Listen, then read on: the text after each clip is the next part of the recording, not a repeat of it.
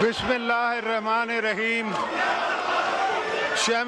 Chairman Senate Syed Yusuf Razak Gilani, Speaker of the National Assemblies Sardar Ayaz Sadiq, Prime Minister of Pakistan Mehbooba Shahbaz Sharif, members of the Parliament, distinguished guests, ladies and gentlemen, Assalamu alaikum.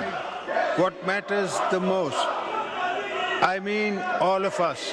At the end of the day, it is up to all of us to turn challenges into opportunities, because that is what robust nations do.